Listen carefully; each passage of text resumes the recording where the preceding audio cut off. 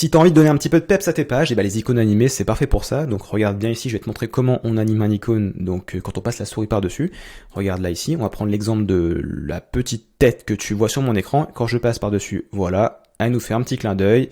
Et quand je reviens, elle refait la même chose. Alors comment est-ce qu'on fait ça? Eh bien déjà, il faut trouver l'icône qui va te permettre d'être animé, parce qu'en fait ici, ce n'est pas simplement une image, c'est un fichier Lottie. Donc ce que tu fais, c'est que dans un premier temps, il faut que tu mettes sur Webflow un fichier Lottie. Donc là, tu fais commande E, tu mets Lottie Animation, et donc tu auras ce gros pâté gris qui va apparaître. Et bien en fait ici, tu vas pouvoir importer un icône en format JSON. Alors ça, après, c'est toi qui le fais de ton côté. Soit tu le fais sur After Effects, soit tu vas sur une bibliothèque d'icônes déjà animées, comme par exemple Lord Icon, tu vois, je vais te montrer ça tout de suite. Voilà.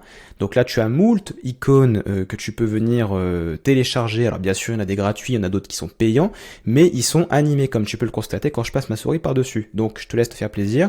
Une fois que tu as trouvé l'icône de tes rêves, et ben tu retournes dans Webflow, tu l'importes sur ton fichier JSON, et une fois que tu as fait ça, et ben il va apparaître du coup à l'écran. Donc là, je vais supprimer ce carré gris, et maintenant je vais te montrer du coup comment on anime cette icône-là. Alors du coup, ce que tu fais, c'est que tu sélectionnes donc le Lottie file, tu vas venir dans Interaction, et là tu vas choisir Element Trigger, tu choisis ce que tu souhaites, hein. Ça peut être d'ailleurs au clic aussi, hein, parce que là moi je te parle de survol, mais on peut très bien cliquer aussi sur l'icône.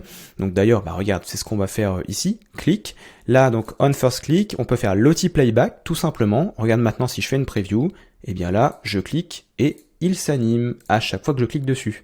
Alors bien sûr il y a d'autres possibilités également, hein. Tu peux très bien aussi créer une custom animation. Là tu fais start an animation, plus tu mets icône animé, allez on va faire des raccourcis comme ceci, et là il te suffit simplement donc de prendre ton Lottie file, de bien le sélectionner, tu vas venir sur plus, et là tu peux faire ce que tu veux, et notamment tu vas avoir ici Integration, Lottie, tu sélectionnes, et en fait tu peux faire démarrer par exemple ton animation non pas à 0, mais par exemple à 20%. Alors pourquoi tu ferais ça, je ne sais pas, mais pourquoi pas, hein, donc tu peux le faire. Et donc elle démarre à 20%, et ensuite elle peut terminer donc à 100%. Alors généralement 100% c'est pas l'idéal, moi je termine toujours plutôt à 99, parce que généralement ça crée un écran noir à la fin, donc attention à ça. Donc 99, hein, par exemple, ici sur l'état de base, on va mettre set as initial state, on remet à 0%, et bref, après on fait ce qu'on veut, on peut même l'accélérer, tu vois ici, on est à 0,5 en termes de durée d'animation, donc là, regarde ce que ça donne, hein.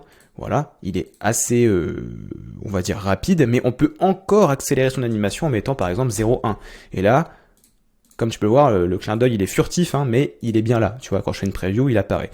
Et bien sûr, donc à l'inverse, je peux le ralentir en mettant 1 seconde. Voilà, il nous fait un clin d'œil en slow motion, ok? Voilà du coup comment tu peux animer un icône dans Webflow, j'espère que ça t'a plu, n'hésite pas à mettre un like à la vidéo, abonne-toi à la chaîne pour être tenu au courant des prochaines leçons qui vont sortir, et moi je te dis donc à très bientôt dans une prochaine vidéo, ciao!